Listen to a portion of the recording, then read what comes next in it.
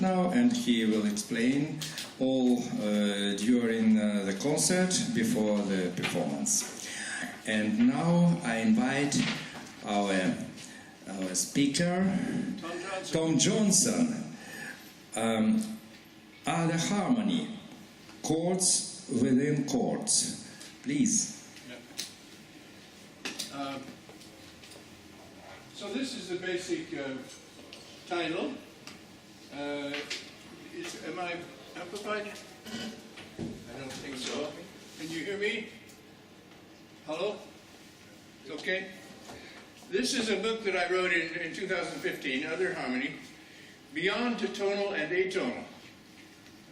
And I'll be talking about that. The complete lecture is in the volume of the music volume. That's number 28, number 1, 2017.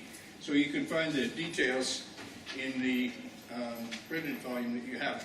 I want to say a couple of things about symmetry before I start. When I was a young composer, it seemed that all of my colleagues were interested in asymmetry. They wanted to be modern, like the abstract expressionists and the modern architecture that was very asymmetrical. And I didn't really see the necessity for that, because it seemed to me that the beauty of symmetry is universal, and I found it in every culture, and many cases in the history of European art and music as well. So I wanted to be, and everybody, when you're a young composer, you always look to be doing something different than the others. So I thought what I would do to be different is to write symmetrical music. And in 1979, I wrote a whole series of 49 pieces, which are called symmetries. They're called symmetries. So when I heard that there was going to be a lecture conference about symmetries, I thought, well, I really have to attend and talk about that.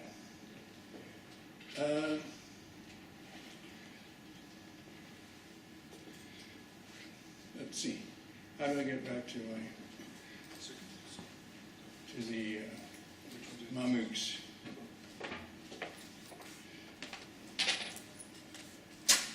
The folder that's Mamooks. The basic thing. There's a folder called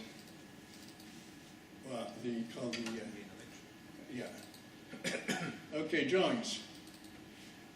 Here is an example of one of the symmetries. This is Symmetry 39. I did it on a musical typewriter, and which is a mechanical typewriter.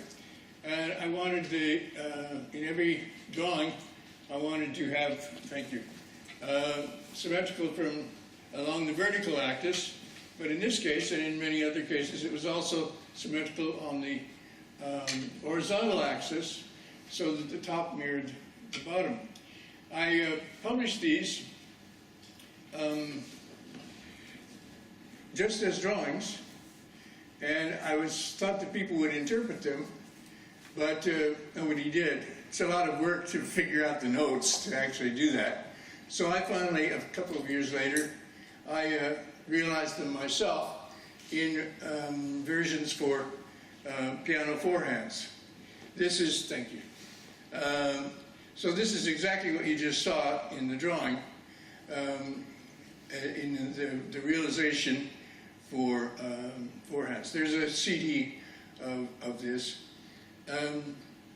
if you want to actually hear them. And it's published, all my music is published by my edition, Editions 75. Other drawings. I've done a lot of drawings. They're always symmetrical. Here, this one, unfortunately, you have to look at it sideways, but it's not hard. This is the first self-replicating melody. I wrote it it's part of the Rational Melodies series, 1983.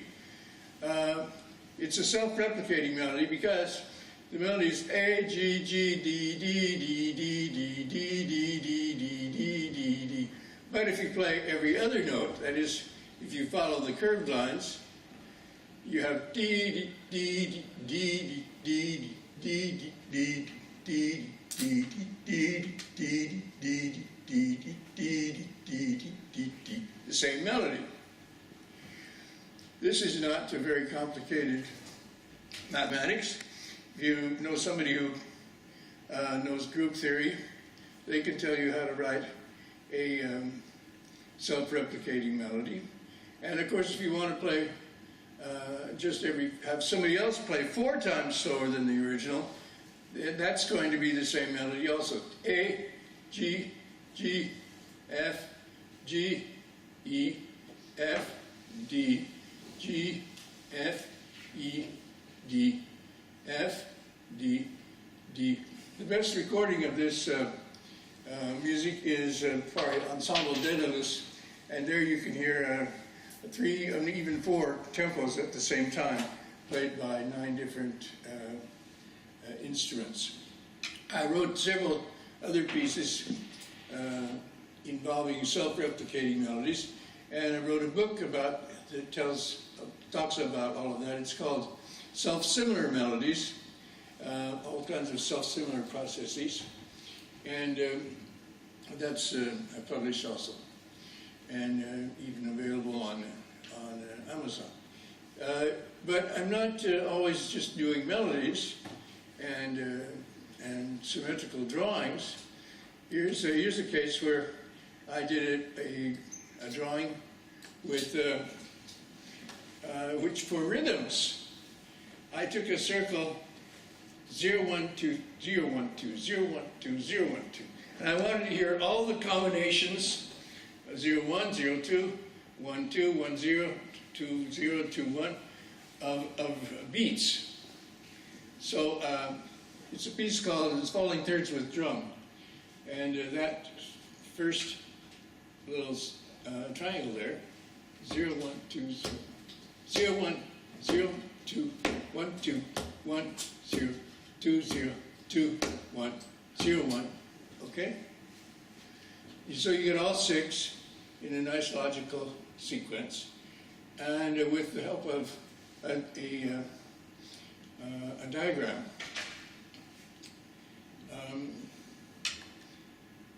Now, diagrams were very important, very useful for later when I got to a little more sophisticated mathematically, and I decided I wanted to work with block designs. Well,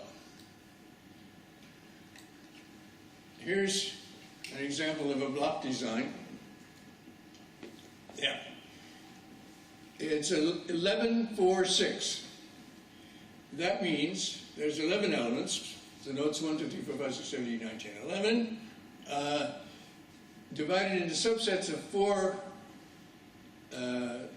note chords, let's call them, such that each pair of notes occurs 6 times. So it's 11, 4, 6. If you know some combinatorics, you know that with 11 elements, there's 11 times 10 divided by 2, 55 pairs. And there's also, since each pair occurs, since each subset of 4 includes 6 pairs, you have 55 chords. And in fact, that's the title of this music, which became a piece for organ. In this diagram, there are about a couple of hundred solutions to making an 11, 4, 6 block design or combinatorial design. The one I chose is this one. It's very symmetrical and has many, I think mathematicians would call it this large automorphism group. You can put the 55 chords in a circle.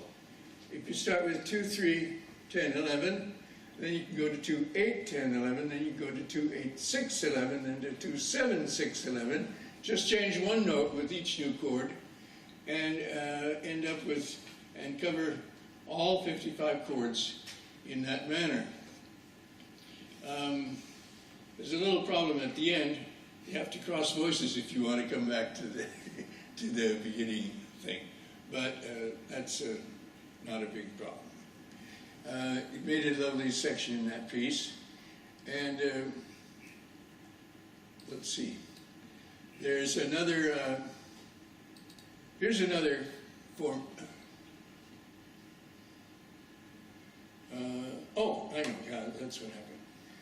Here's another formation. You can see the 55 chords as a kind of starfish. In this case, thank you, 2, 3, 7, 9 here is connected with 1, 3, 7, 9, but it's also connected along here to 2, 3, 7, 9? 4. Oh, I'm not reading clearly. Anyway, each chord is connected to another chord that has only one different note.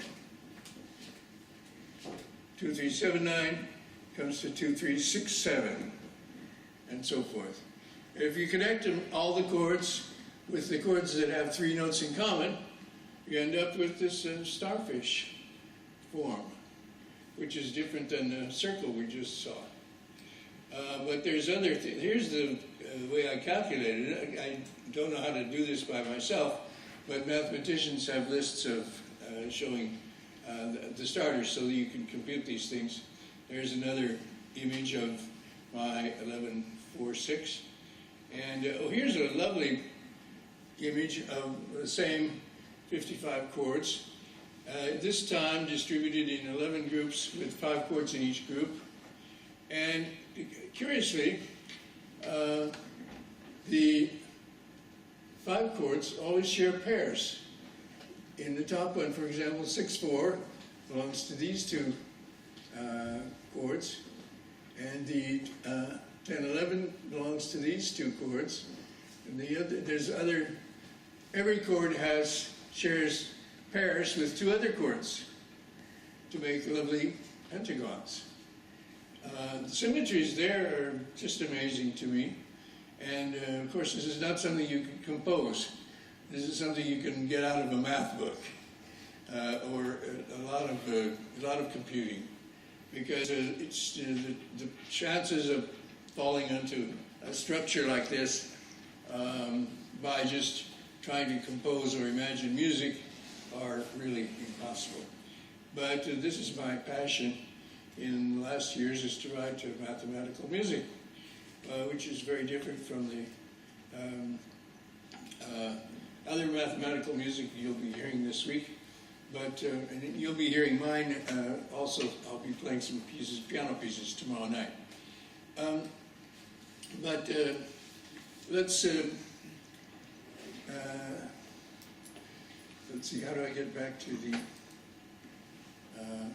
yeah. Let's get back to the book, like we're supposed to be doing. The important part of this book is probably, for the general reader, is the first chapters, where I consider theorists who've been basically forgotten from the 1950s. And I also consider a little bit of Leonhard Euler from the 17th century, and because he had some ideas about how to make harmonies that were neither tonal nor atonal also. And I also treat Olivier Messiaen, because his music is never really tonal and never really atonal, and his theories tie in with some of the other things that the other theorists have been doing, and which I use in my music. I also dealt with Hauer. Do you know, some of you probably know something about Hauer, who was in Vienna, right here in Vienna, was a friend of Schoenberg, and in the 20s, they both wanted to write atonal music. Well, Hauer had different ideas about how to do this, and he ended up with what he called six-note tropes, and he did it in a very different way than the serialism, which Schoenberg developed. It was a little competition. Schoenberg won, and Hauer lost. Everybody knows this 12-tone system, but nobody knows the Hauer systems. But one thing that he did is like the circle we just saw, doing a sequence of chords where just one note changes at a time. He has a lot of music, and his music is published by Doblinger right here in Vienna. Atonale Musik is the most important. They're piano pieces. The other three other theorists from the 1950s, Hauer's book really about his theories came from the 50s. The three other theorists were all crazy Russians. They're not so crazy, but they're certainly iconoclasts, and equally neglected. One of them is Nikolai Obukhov, who knew Scriabin, but he left to Russia rather early, as did his friend Vishnegodsky. Vishnegodsky wrote quarter-tone music, and Obukhov wrote a book in 1950-something, which really struck me when I was doing research for my book, because he had used almost the same title. His book is called Théorie de harmonie, tona, atona et total.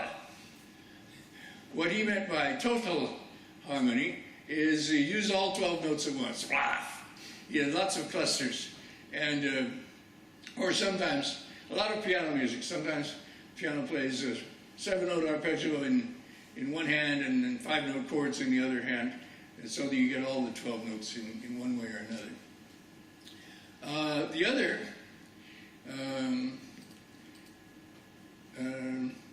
iconoclastic Russian is Nicolas Slonimsky, and I think somebody's going to talk about Slonimsky today, so I don't have to say much about him, but he had a book, very important book, called the Thesaurus of Scales and Melodic Patterns, which influenced me very much, and where I got a lot of different harmony ideas.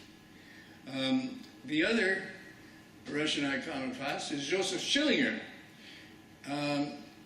He had all his education in Russia, but he never got really academic degrees, and he couldn't get a good job in a conservatory or a university.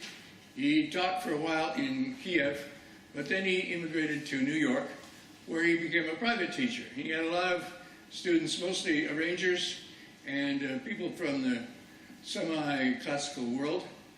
His most famous student was George Gershwin, who in fact was studying with Schillinger exactly during the years that he wrote Porgy and Bess. Interesting man. His mathematical theory of musical composition is a big 600-page book, which he was published just after his death by his many students.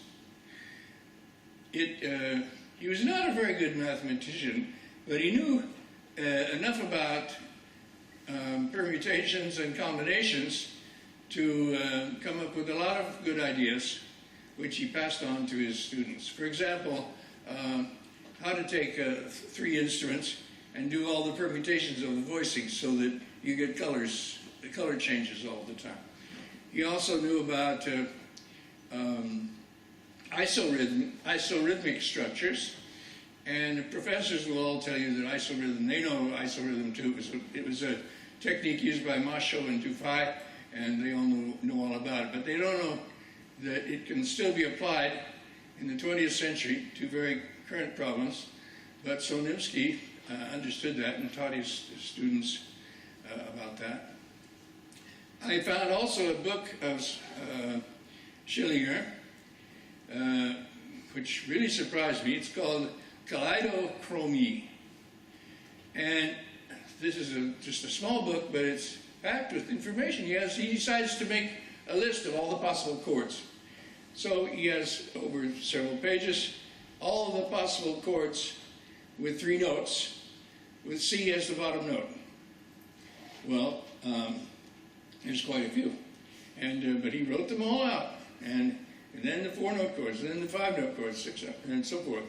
And it was just 35 years later, in 1985, that I got interested in playing all the possible chords in 1 octave.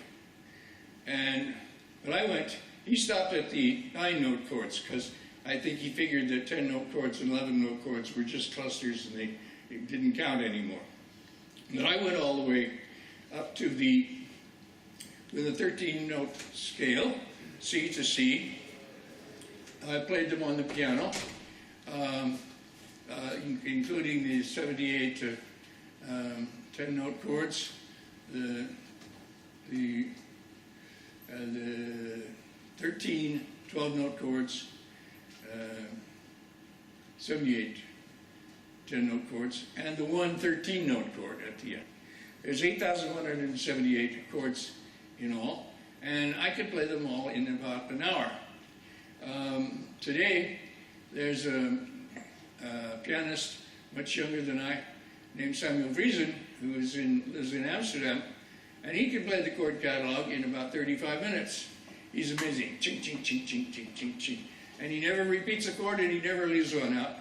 It's the complete 8,178 in an extraordinary virtuosic piece, which is also a wonderful, I think, example of mathematical music.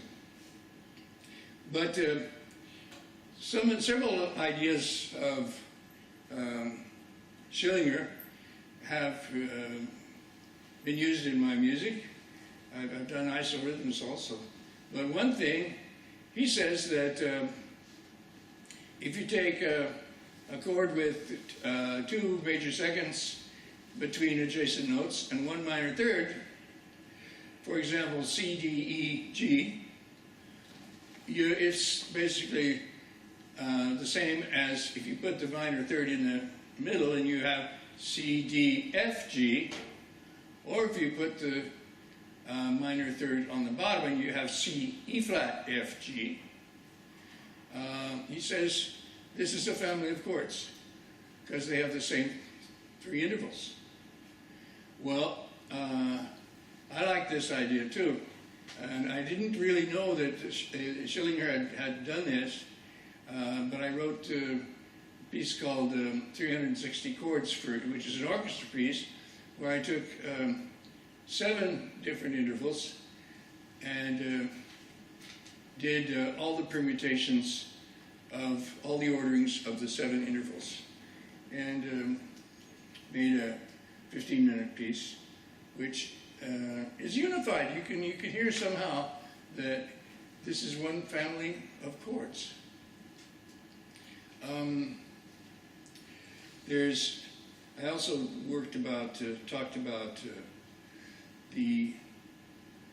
but let me go on to chords within chords, which is supposed to be the subject of the lecture.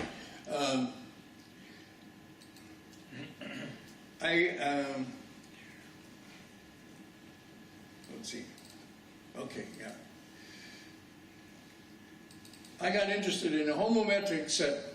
If you don't know what a homometric set is, it means 2 chords that have the same interval content. This has been known since Alan Fort's book, 1975, and 12-tone theorists have thought about that. They knew about the all-interval tetrachord, there are only two all-interval tetrachords,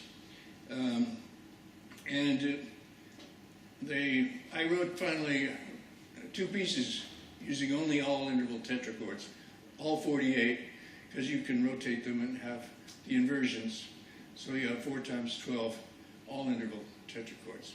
But this particular set is 7-note chords, and you see the basic chords there: 1, 2, 3, 5, 8, 9, and 1, 4, 6, 7, 8, 9, and 1, 2, 4, 5, 7, 8, 1, 3, 4, 6, 7, 8. If you run down all the transpositions of that, you get 48 chords.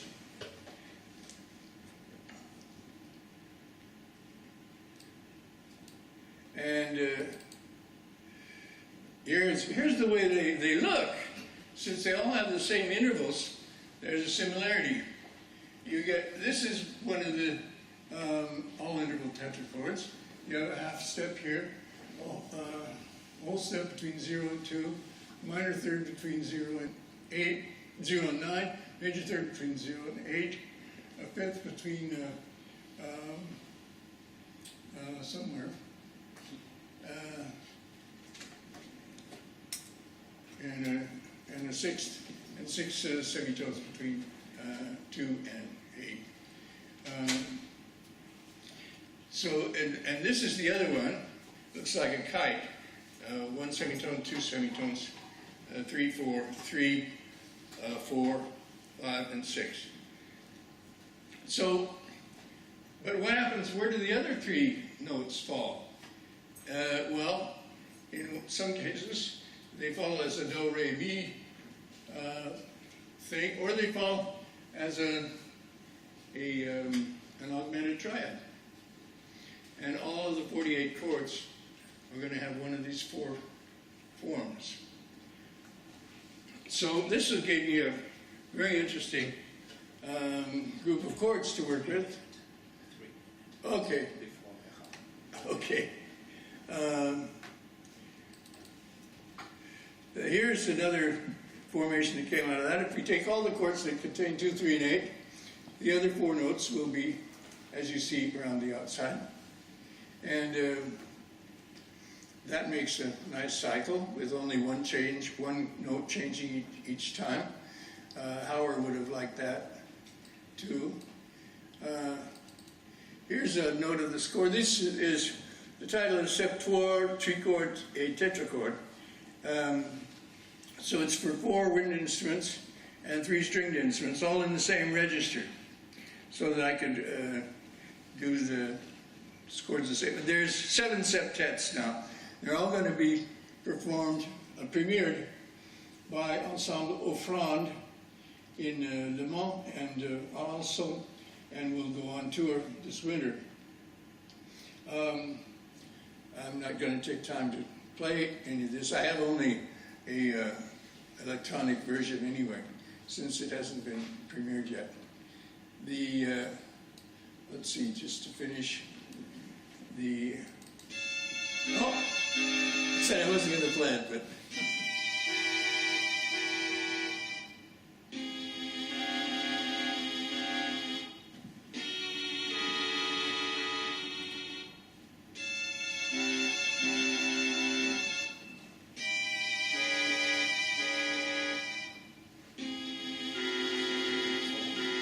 Okay.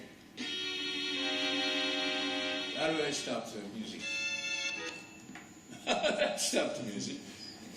I guess that's. Oh, here's the summary. Maybe I can just read my summary. Half a minute is all. You can read with me. Since this is a session on summary, symmetry, let's talk about symmetry. The subject has been important. I already explained about how I wrote symmetries.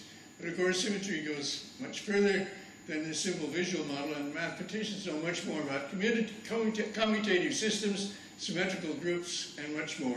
But already in these diagrams, one can see symmetries much more subtle than simple mirror images. One of the chapters of other harmony is entitled Equal and Complete, And I think these two qualities have a lot to do with symmetry. My composition, septet, trichords, and tetrachords, has a nice balance of symmetry simply because the 48 chords all come from the same homometric set. They all have the same interval content and all have a similar sound, so there's an equality of the elements, but there is also completeness, since I rigorously included all 48 chords, all the combinations of the trichords and the tetrachords, so I'm going well beyond the mirror symmetry. But I want to understand more about symmetry and to go further in this direction. As you can imagine, one of the reasons I wanted to come to Vienna for this meeting was precisely to learn more about all of this. Thank you. Thank you. Thank you. And now I have to invite next lecturer because we have time for discussion or questions. Please, Gilbert Delors, Symmetry in Minimalist Music. Some examples.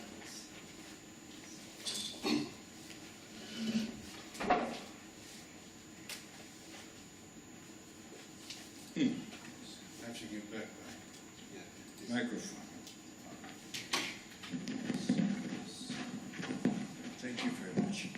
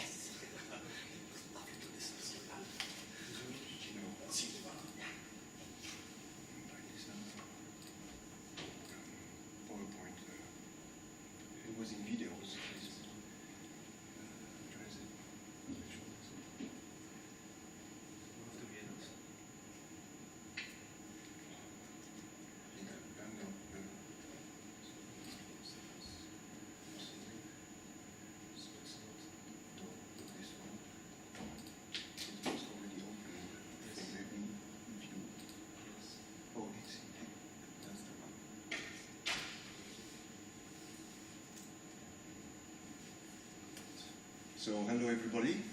Thank you, Mr. Zenkin. I'm very honored to have this opportunity to talk here. And so I want to thank all the organizers of the Symmetry Festival. So, what I'm going to say is very in line with what Tom Johnson just presented. As a matter of fact, we know each other, and we are in regular contact, and I work on Tom Johnson's music as a musicologist. So I will talk a bit about his music, and namely about this collection of pieces he already presented, which is called Symmetries. But I also want to present you two more composers of a younger generation, just to let you know that Tom Johnson is not an isolated case. So, before I start more, I talk more, I want to play you a little piece of music.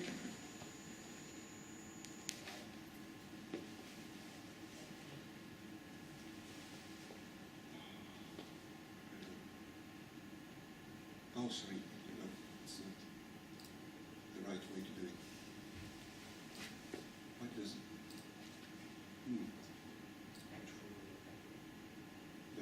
You know the video folder. Oh, really?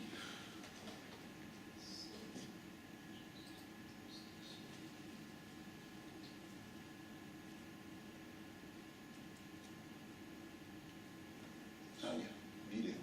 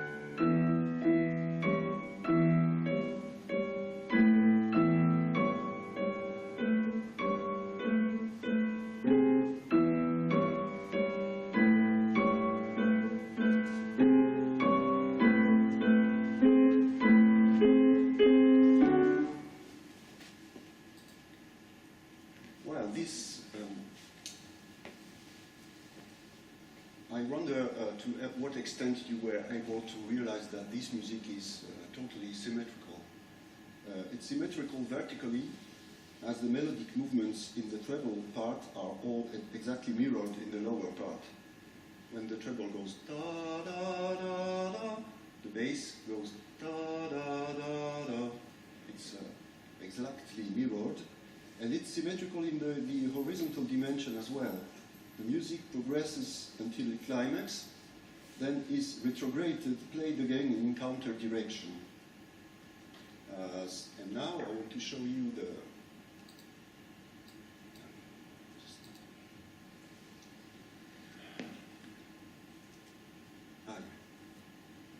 image that corresponds to this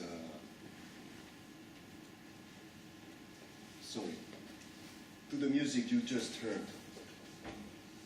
This is, as you can read, the first of the symmetries, of Tom Johnson's symmetries.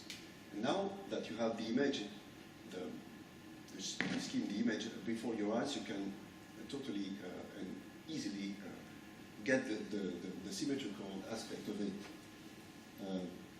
I think the comparison you just had between the music and the image illustrates the fact that symmetry is much more obvious, easy to comprehend in the visual field than in the time dimension. The image is seized at once as a whole. All the elements of the figure are visible at the same time, and the eye can compare them with great certainty. It's synoptic. Whereas in music, it's like a scan.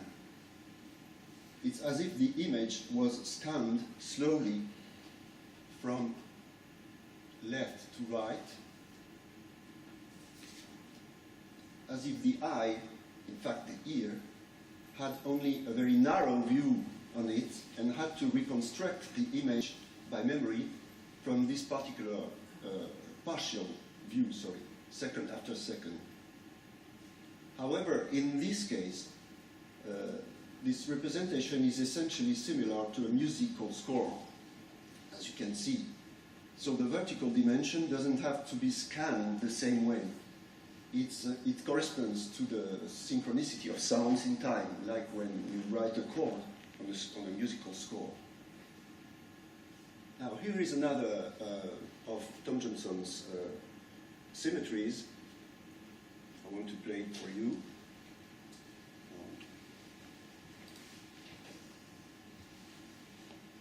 And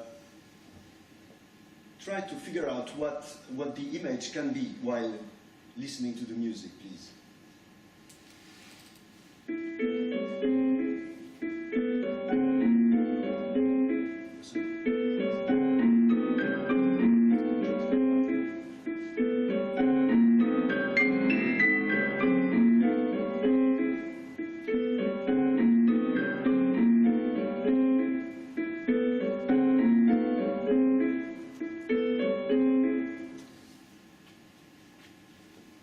See the image in your mind while listening to the music? I'm going to show it to you if I'm able to make this work. I'm trying to do what you showed me out in this, to come back to the PowerPoint.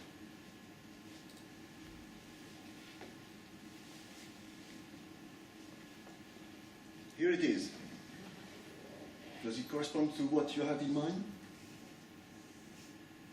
I think it was easier in this case than in the case of the first piece for me.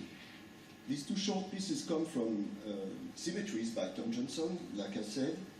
And like he said before, this work was meant to be a collection of drawings at first, and not music.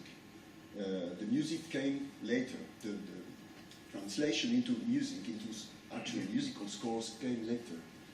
In doing them, Tom Johnson tried to make the symmetry as audible as possible, hopefully as easy to hear as it's easy to see in the drawings. He quite achieved his goal, in my opinion, and this was facilitated by the simplicity of the drawings, the clarity of the geometrical shapes, and also by the shortness of the pieces. The average duration of the pieces in the collection is less than 40 seconds, at least in the interpretation I'm using here. Oh, I wanted to show you a few other images, sorry, from the same collection. Here is Symmetry number 7, number 11, number 50. So I was talking about the interpretation, the piano interpretation you just heard. It's from two Dutch pianists and composers, Dante Oei and Samuel Vriesen, Tom mentioned just before. It's a CD recorded in 2005 for Carnegie Club. So why such a taste for symmetry on Tom Johnson's part? I quote the preface of Symmetries. Symmetry, it's quite similar to something Tom just said before. Symmetry has generally been devalued in the 20th century arts. Asymmetry has seemed more free, more open, less predictable, and more modern. And the many forms of expressionism have been particularly opposed to symmetrical structures. Still, the sense of equilibrium has a strong appeal, and symmetrical forms are taken for granted in almost every other culture and every other historical periods. And I see no reason to avoid it in my own work. It was Tom Johnson speaking. Tom Johnson is a minimalist composer. He belongs to the same generation as Lamonte-Young, Steve Reich, or Frederic Chevsky, and he was much influenced by visual, minimal artists of the same period, notably Saul Lewitt, or Carl Andre, or Frank Stella. So he tried to find a sort of musical equivalent to what they did. Simple, clear, obvious geometrical structures and shapes. Tom Johnson wanted to compose, so to speak, geometrical music. For that purpose, he came to use logical sequences and mathematics. I suppose you realize that from his speech just before, and you will have another occasion to realize it tomorrow at the concert, if you can go, where he will play, like he said before, some of his music on the piano. Now I move to a second example in which the perception of symmetry is much more difficult. Luis Enrique Udo is a composer born in 1962 in Sao Paulo. He studied architecture and more generally has a substantial training in visual arts, illustration, painting, and video filmmaking. This visual background oriented his music approach in a very original direction. He always writes music from visual models, using a very rigorous methodical coding of the images to write the music. It's a mapping technique, really. Udo is a specialist of mapping. For example, in 2012, he composed a piece called Chinese Wallpaper from an actual traditional Chinese wallpaper pattern. Here it is.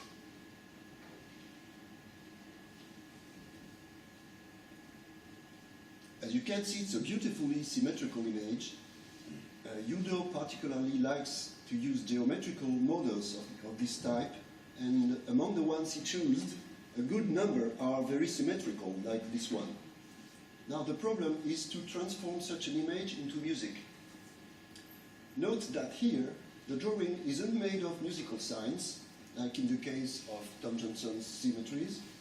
Plus, this time, the vertical dimension can't be transposed as such as a representation of the simultaneity of sounds. Otherwise, you'd have a very short piece with a thick, very dense polyphony of 40 voices, which could be interesting, but it's not what Udo decided to do. So the figure will have to be scanned in both dimensions, horizontally and vertically. And indeed, Udo did scan the image in order to make music from it. That's to say, he read the figure from left to right and from top to bottom, stripe after stripe, exactly as if it were a page on a book. The difference between black and white is traduced by two different sounds, one for the black color, one for the white. And the duration of the sounds is precisely calculated from the length of each white or black stripe. For example, here on the top left, the music starts with a long white sound, then you have a quick succession of black, white, black, and then an even longer white sound, etc.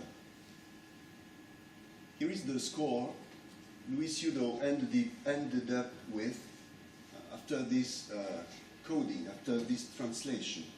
What I just showed you, you can find it here in voice A, on the top of the system. Ciudo's music, as in this case, is often written for unspecified instruments.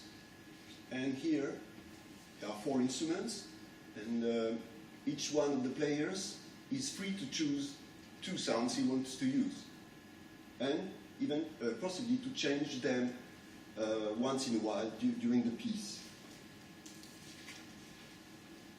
You can see the music is written in 4 voices and not only one. So, as I said, the voice A corresponds to what I explained before in the drawing. And the other 3 voices, are obtained by a counterclockwise rotation of the figure of 90 degrees. If you imagine the figure being rotated counterclockwise of 90 degrees, then you can write a new voice by starting from this corner, and a 3rd voice from this corner, and the 4th one from this corner. Why did Ciudo decide to make his music a polyphony instead of just a one-voice music? Well, probably first to make it richer, to make it more interesting to hear, but also to point out the symmetry between the opposite angles. You can see that this angle and this one have a similar pattern, but inverted. Black and white are inverted in opposite angles. So now let's listen to the piece.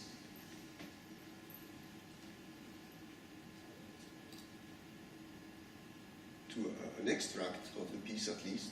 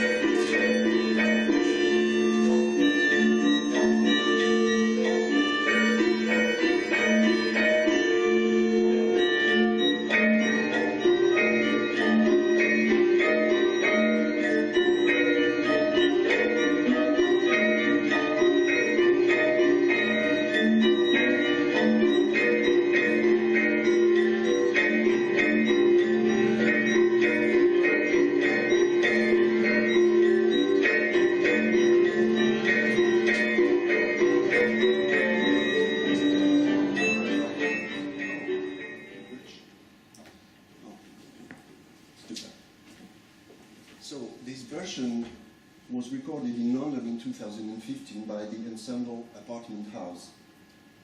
There would be a lot to say about this music, but as far as symmetry is concerned, you could hear that the notion of overall symmetry doesn't appear at all while listening to the music, to the piece.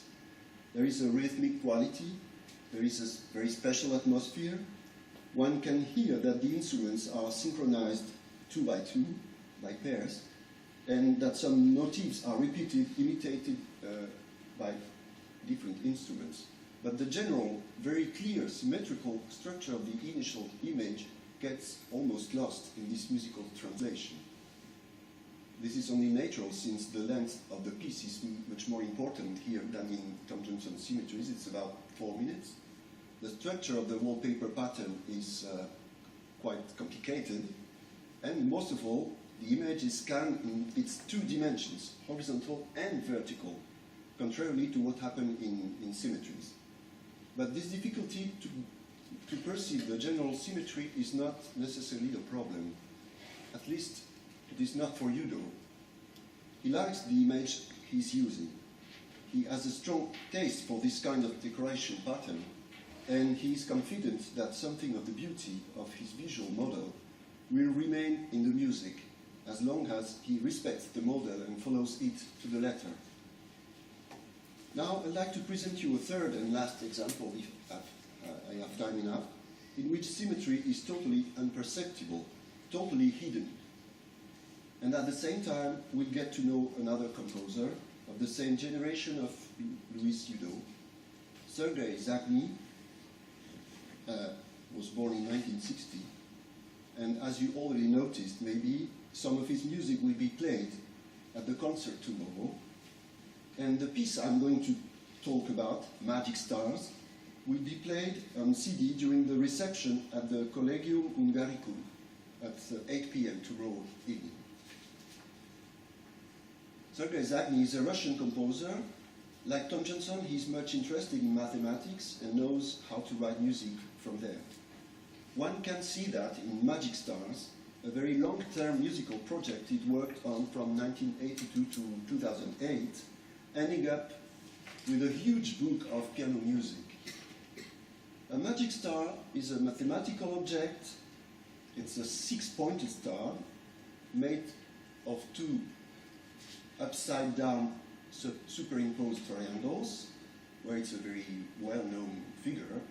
In mathematics, it's called a hexagram. Then the numbers 1 to 11 are placed on the 6 vertices and the 6 intersections of the star,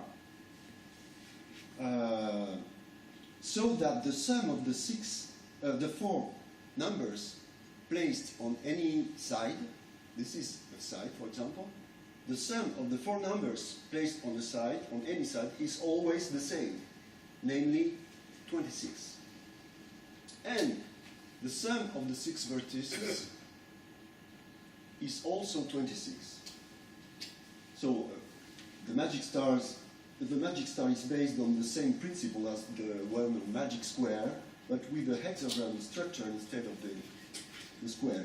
And of course, the 6-pointed star is a highly symmetrical figure. Zagny distinguished 6 different solutions to this problem, 6 different magic stars.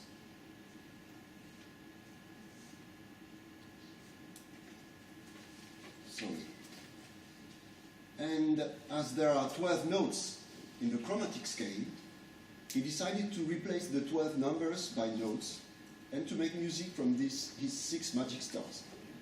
Here are the first 2 ones, written as piano music on 2 staves. The composer performed and recorded magic stars himself on the piano. Here are the 6 original stars in their musical form.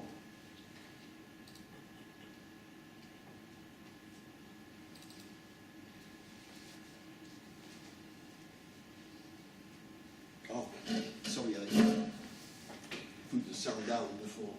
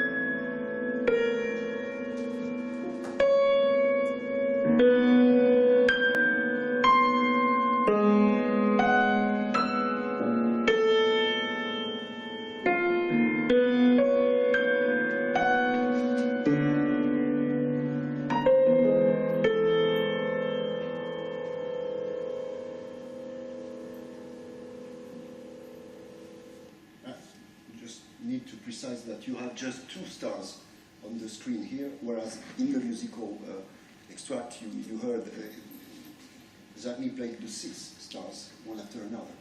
So, well, as you could hear, he played his stars in a very free, intuitive manner, slowly, without any regular beat, never 2 notes at the same time. The right pedal pressed down. Yeah. It's beautiful, it's mysterious, always a bit unpredictable, and yet generally calm and quiet. But the general impression is that, finally, of a chaotic sequence of unpredictable notes. The logic, and thus the symmetry of the hexagram, are impossible to perceive. We're really far away from the clarity of Tom Johnson's symmetries, and even quite far from Udo's music, in which many elements of regularity are still locally audible. In Magic Stars, one might consider that the symmetry is still present somehow through the mathematical rules that the composer followed, but it is completely hidden, impossible to perceive.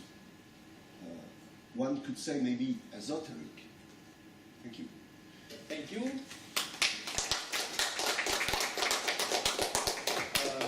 Thank you. We have time for one very short question and very short answer. Please, you first. In the ones by Johnson, a couple of those images actually have 3-dimensional quality to them. If you look at them, it seems like there's depth perception in the one you just went past that. You see there, do you get an effect of depth perception in that? Ah, yeah. I wonder if there's any reflection in the music of a different quality in volume or something. Yeah. I would say no.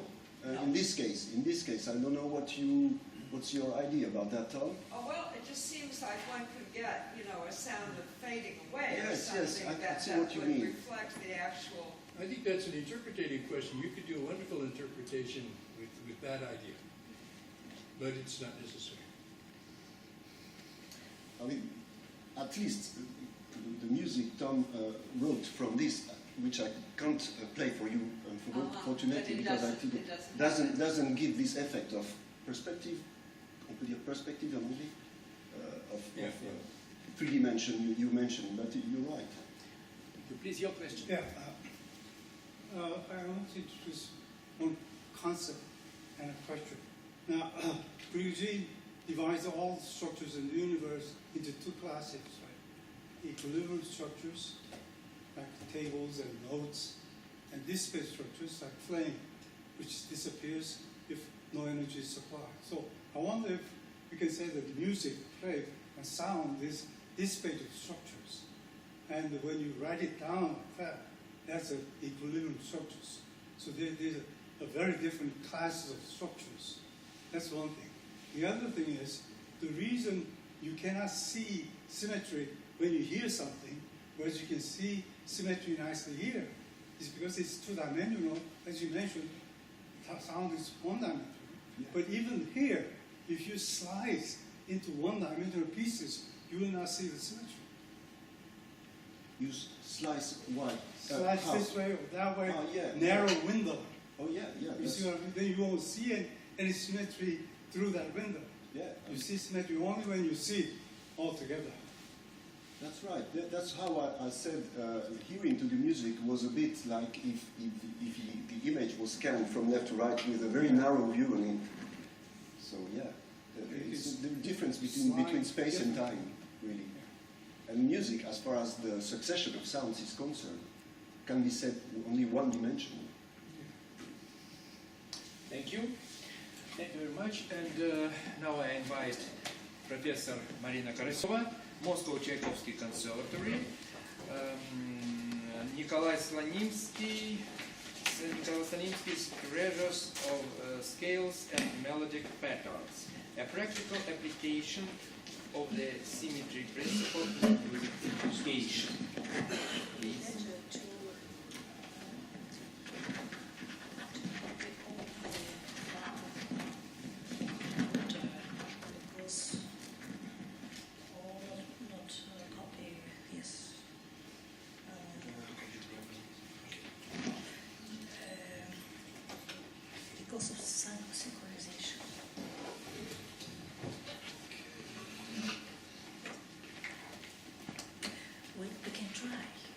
maybe you can try with my flash drive.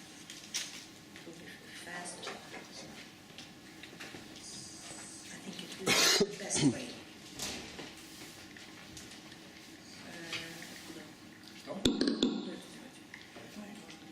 Просто положить.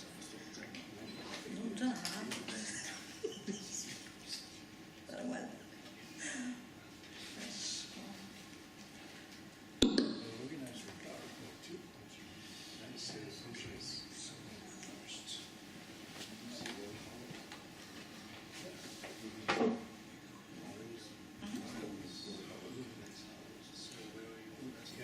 No, yeah, this I think so. Yes, this. Yes. And maybe you can open MP4 file folder too, because I need to demonstrate video. Yes, thank you. Okay. And how to receive? Yeah.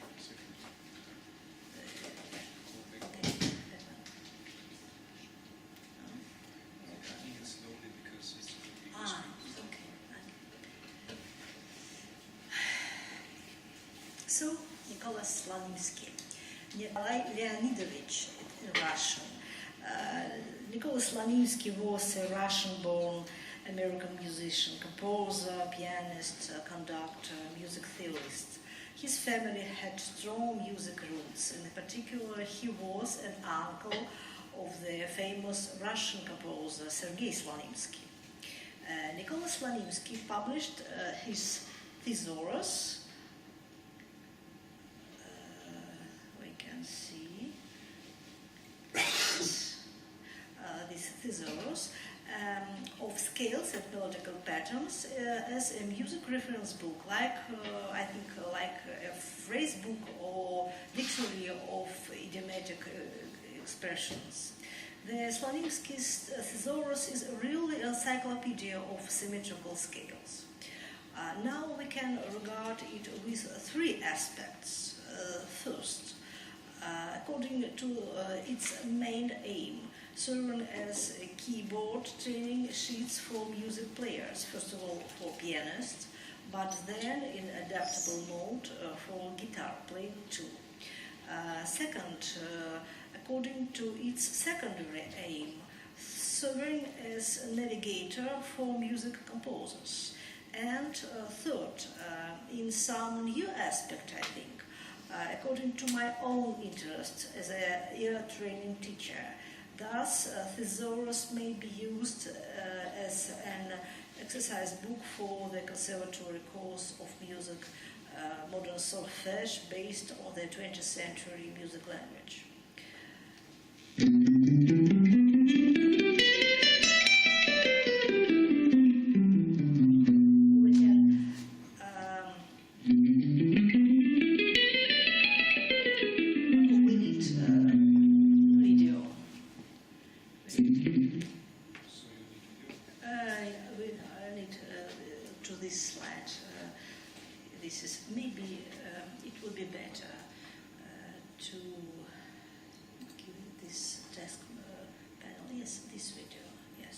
You can see and listen.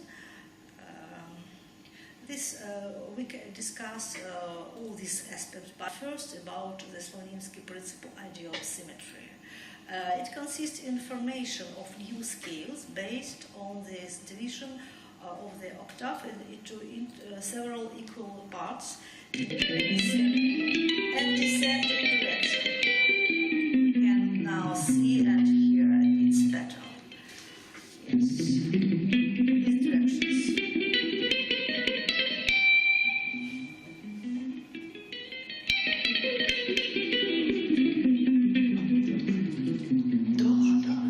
It's very impressive. However, the main aesthetic principles of Nicolas Slonimsky was demonstrates specially symmetry, beauty in sounds.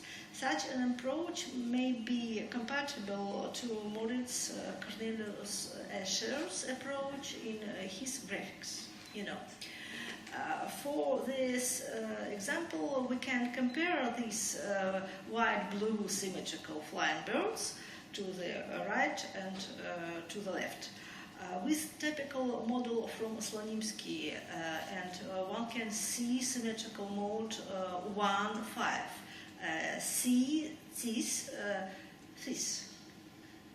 one, line words. There are two types of progressions in Now, and he will explain all the Thesaurus.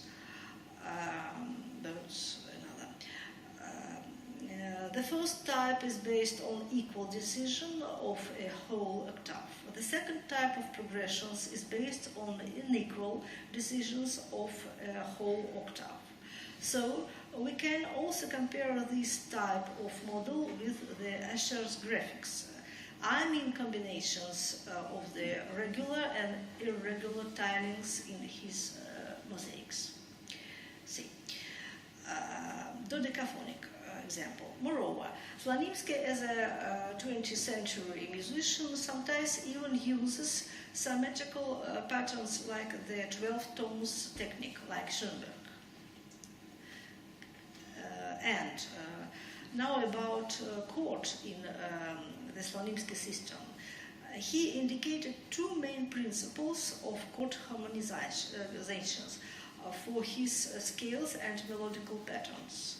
The first method is harmonization by common triads, and the second by seventh chord. As a special thing, Slonimsky presented his own intention and invention, mother and grandmother chords. The grandmother chord contains all the 12 different tones and different intervals, symmetrical, invertible in relation to the central interval, the tritone, which is the inversion of itself. And I know Prokofiev said about this chord, to the diavolo, this let's play music, not invent chords. And then now we try to say some words. How can symmetry scales be effective for ear training lessons? The solfege teacher can use wide spectrum of modes proposed in the Thesaurus, from diatonic modes up to symmetry modes and also to polymodal structures. Since the Thesaurus exercises are very difficult as a whole, they may be learned I think at the conservatory level mostly. However, there are some examples like diatonic and pentatonic scales might be studied even at music school level. And to my mind, the Slonimsky's Thesaurus may be used for different types of work at the ear training lessons. For intonation improving, the first important idea here is when we use the transposition symmetry, and it works for the imprinting the interval configurations and a melodical cell in our memory. The second important idea is we use the mirror symmetry pattern, and it serves to form our ability for transformation of already learned melodic patterns into their variants by music ear.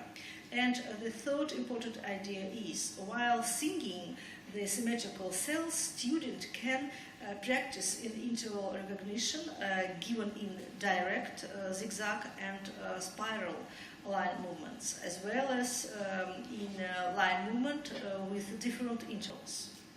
And another methodological idea.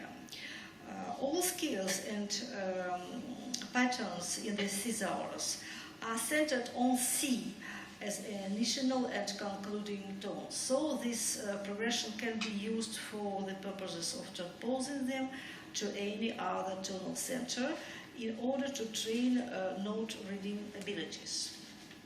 And some examples are good also to voiced singing. For harmonical ear improving, how it may be useful, to Thesaurus. The main accent may be done on training in chromatic tonality, namely in its harmonical function with major thought and minor thought root tones correlations. Some chords include non-thought structure and polychords. For the rhythmic sense training, there is a great variety of accent and in melodic patterns which maybe have 3, 4 and more tones within the cell. Polyrhythmic patterns are used in Thesaurus too, you can see it. All these examples can be used as helpful exercises for rhythmic ear training. In the higher stage, I think, of music education. And for polyphonic ear training, there are some two-voiced canons, including palindromic ones, which can be singing in the same forward and backward. You can see it, and we can see the video. Please, not only music, but video. Here's the sound performance by Moscow Conservatory students. This is a fragment of ear training lessons. This is sight reading, of course. No video. I need to open file from my another folder. Yes, and I think yes, the palindrome. Yes, and leave it open if possible. Let's see. It's my students, 1, 2, 3, all choral conducted students. I think from the beginning, yes. Very trance thinking music.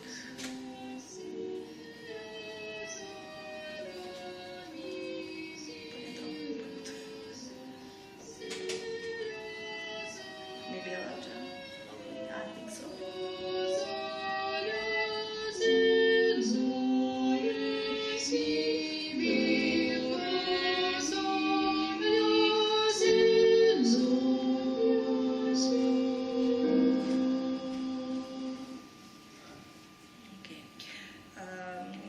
Slonimsky's Thesaurus is a rather difficult thing to understand. It has been a popular book among musicians and jazz improvisator, including guitar playing. You can see beyond Slonimsky this book, and this is for guitar player, adapted book, and I think nowadays Masai Yamaguchi may be called as the Slonimsky follower with his lexicon of geometric patterns for jazz improvisation. I think it would be a good idea at the end of my presentation. It's made up of short video yeah. 2. Yes, the third video, the last video. Let's take a look, a short documentary video devoted to Slonimsky music compositions, his own composition, I mean. But a self-described miniaturist, Slonimsky's 51 minitudes is made up of short, from the beginning?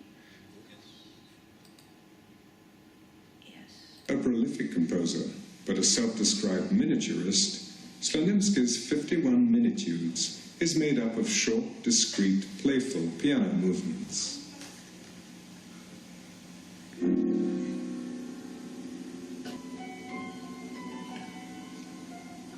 Oh, this is my piece. Da da da da da da da da da. Maybe around.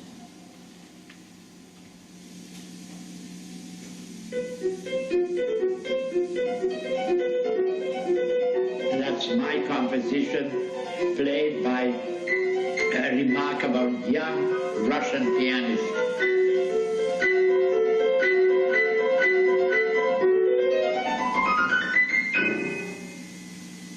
Very well played.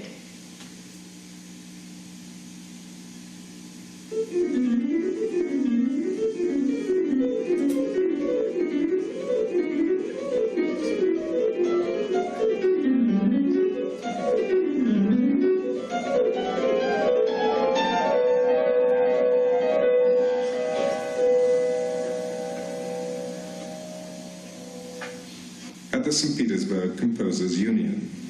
Nicolas Slonimsky, США.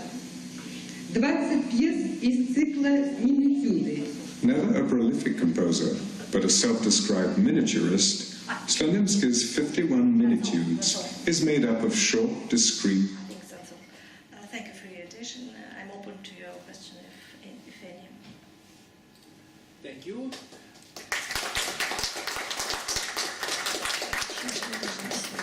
Please, if you have some questions. Please.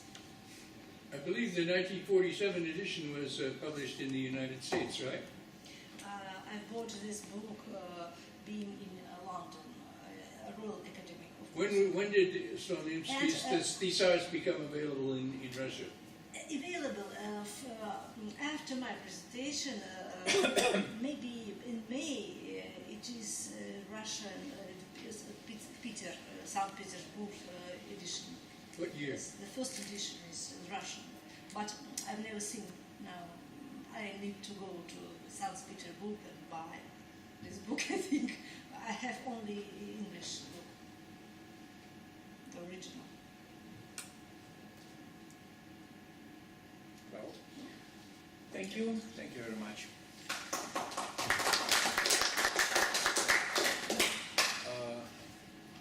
And now I have to announce my own presentation.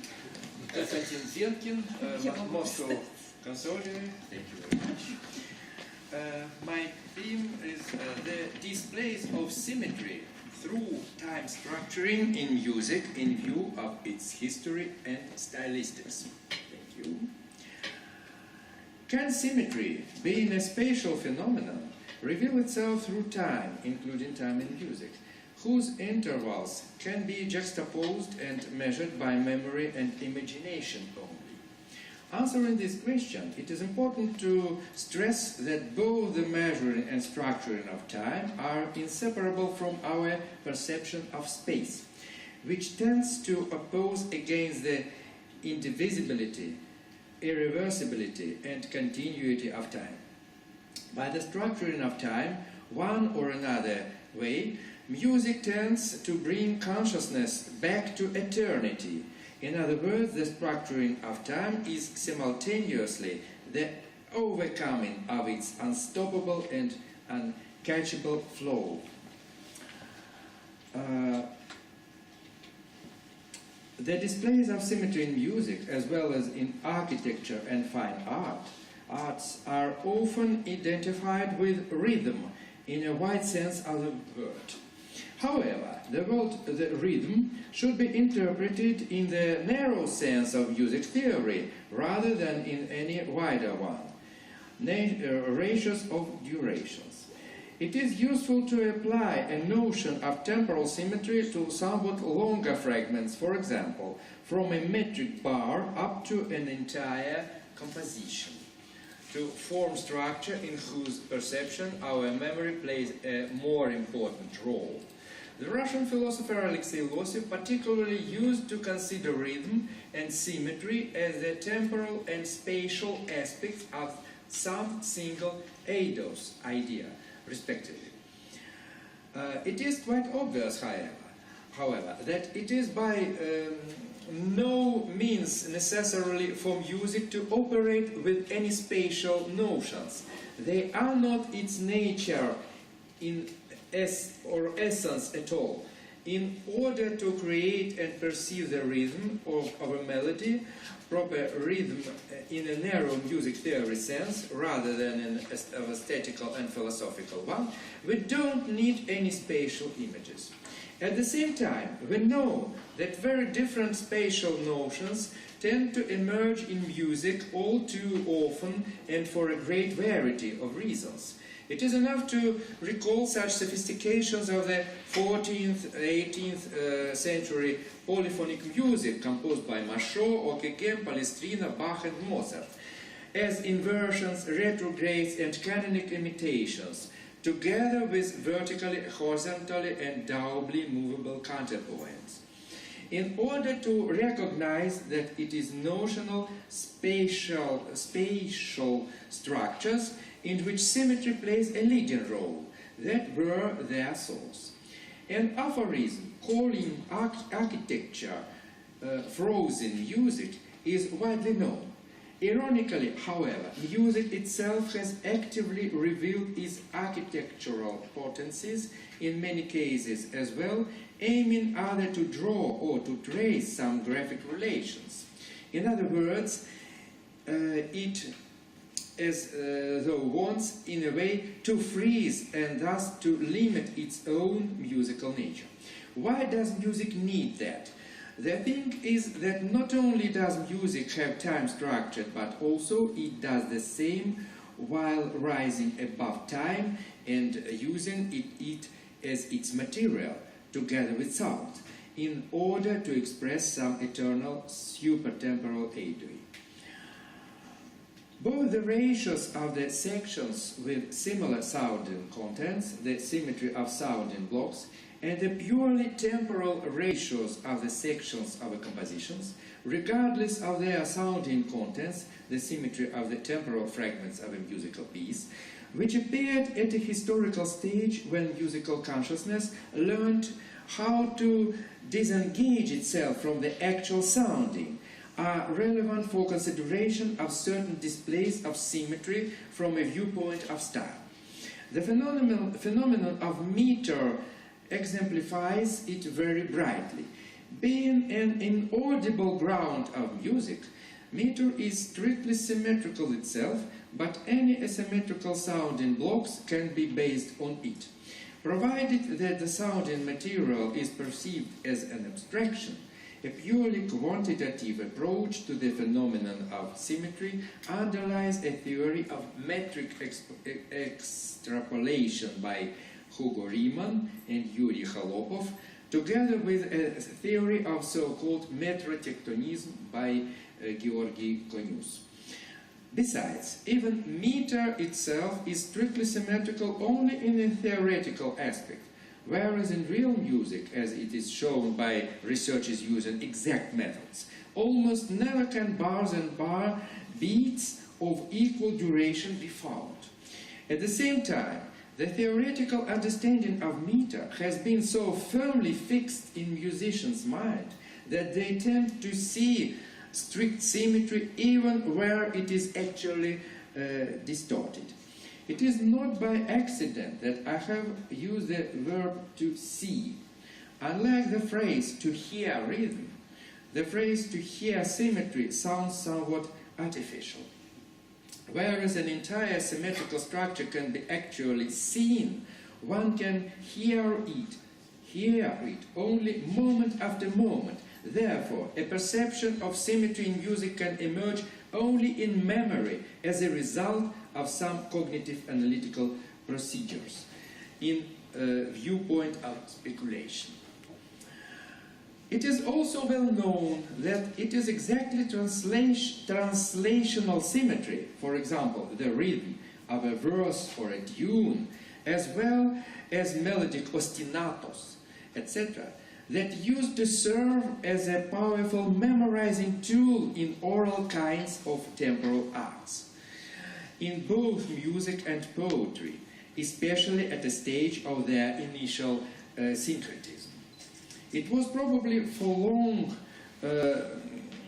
prior to the time of Baroque inclusive that translational symmetry has been perceived as a tool to express motion, though the manners of repetition were very different, from ostinato figuration patterns in the texture of preludes or to various forms of imitation. It is telling that the earliest form of canonic imitation, such as catches or fugues, were historically related precisely with motion. Originally, these words used to mean just canons with exact repetition of their melody in all voices, rather than fugues in the modern sense of the term.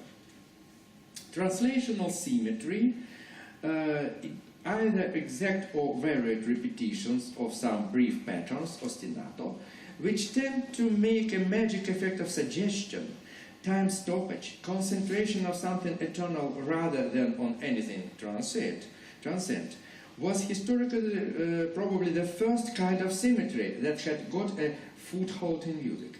It used to flourish greatly in the music of the Baroque time.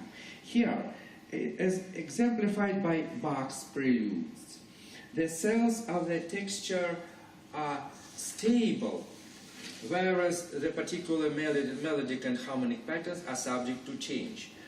Formal structures based on the principle of sameness, defined as such by Boris Asafiev, which used to dominate during the preclassical time period, assumed a wide usage of translational symmetry.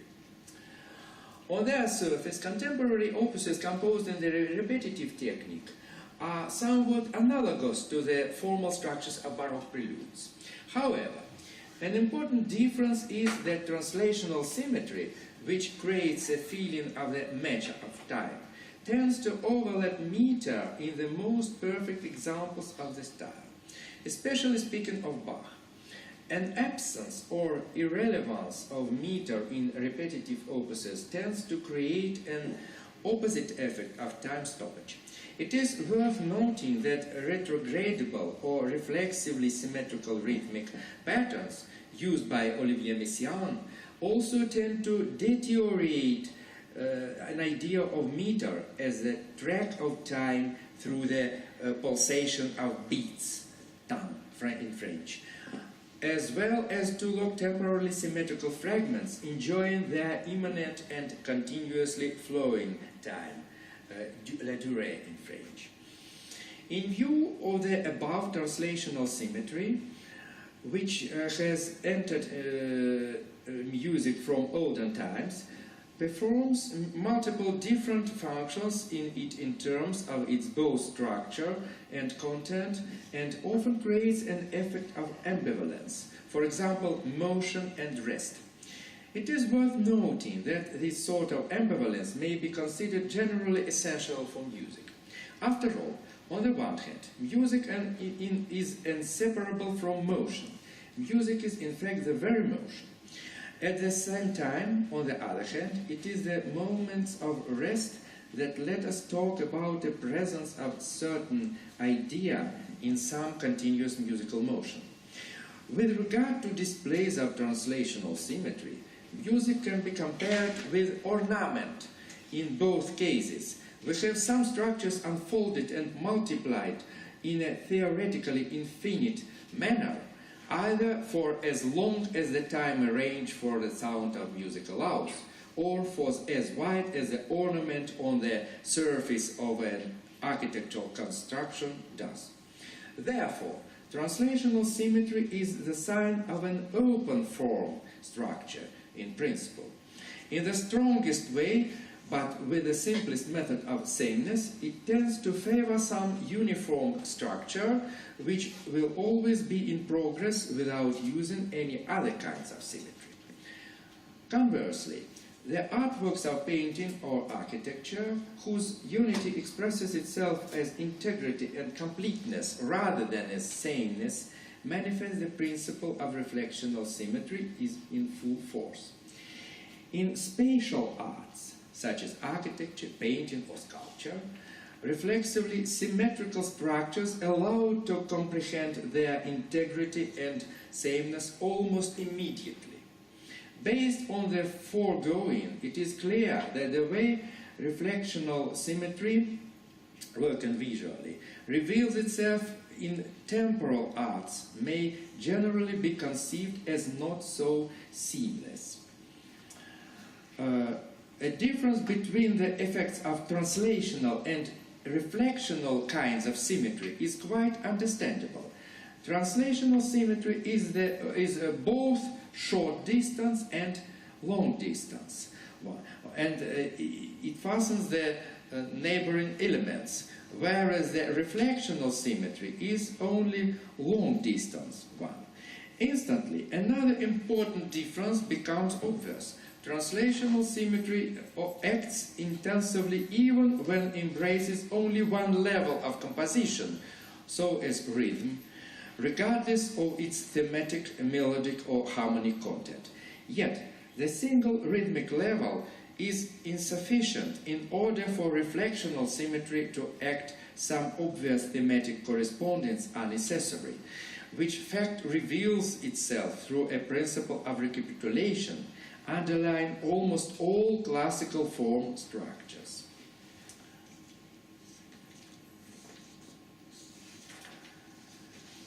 I have already had a chance to write that reflectional symmetry should not be understood literally, as it used to be understood by composers of retrogrades. It is the sections of a composition, units of its eidos, rather than separate tones that tend to enter into reflexively symmetrical relations. An idea of the integrity of a form structure reached its peak in the music of Viennese classicism, particularly Mozart's and Beethoven's. It is then that an entire series of typical form structures, based on the principle of reflectional symmetry, was fixed, which reveals itself in music as the principle of recapitulation for 3 or 5 part structures, etc. Valid for both sonata and classical rondo form structures, as well as for various kinds of ternary form. A circumlocutory 8-bar period, being the smallest compositional unit, is worth to be mentioned specifically. The smaller form structures are viewed by the theory of musical form as syntactic rather than compositional units. And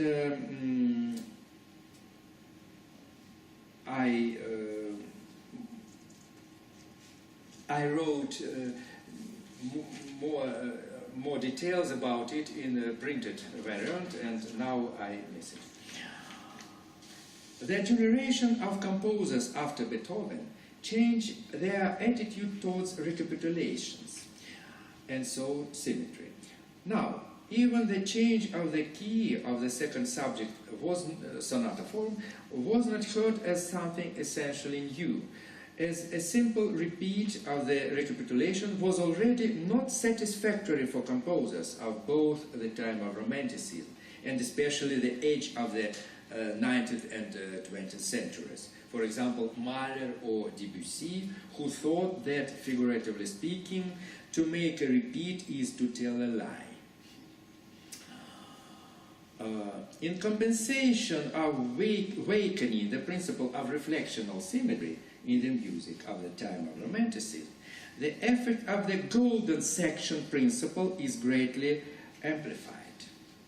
It is especially characteristic for Chopin's preludes and particularly etudes, where the quality of reflectional symmetry is marvelously combined with the golden section principle. Yet it is Debussy's music where the golden section principle plays an entirely special role, as it was shown by Roy Hobart in his book. The golden ratios appear in Debussy's piece at very different temporally scaled levels, which fact is caused by a change of the form structure modeled by the composer. And I come to conclusion. The idea of an entire and closed formal structure, typical for the time period of classicism, has engendered the principle of reflectional symmetry, which revealed itself through an almost obligatory use of recapitulations in the music of the second half of the 18th and the 19th centuries. The circumlocutory 8-bar period which underlies all classical formal structures, tends to represent a very complex interactions of the principles of translational, bilateral, and dynamic symmetry.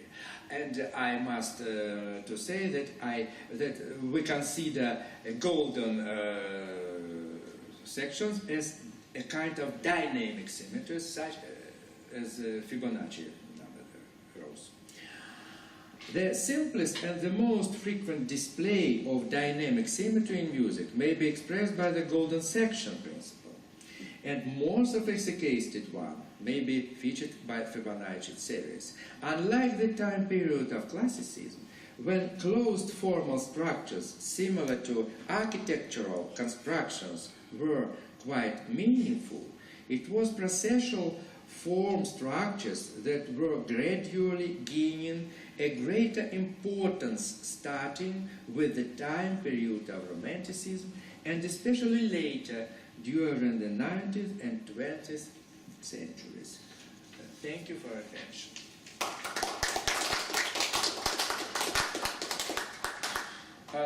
If you have any questions, please. Well, I would like to say that when you said in a metaphorical way and talking about Debussy and Mahler that to repeat something is to make a lie, was it a precise quotation or was it your way of... About Mahler and Debussy? Yes. Yes, it is quotation, but not exact. Each of them said the same idea. Yeah. Yes. Okay. So, please. I think I understood, it's kind of abstract, but I think I understood that reflective symmetry is recapitulation. But what is translational symmetry? Translational symmetry is, simply speaking, repetition. Oh, okay. Translation, yes. It can be repetition of a motif, it can be repetition of only rhythm, such in meter. 1, 2, 3, 1, 2, 3, 1, 2, 3, a kind of translational symmetry. If something is inverted, what do you call that? Mm-hmm. What is a retrograde? What is that? What? A retrograde is... Retrograde, yes, retrograde, polyphonic... is there a name for that in your yes, system? a name, reverse, a motif from turned from its end to beginning. That's not translational. No, this is reverse. Not. If this motif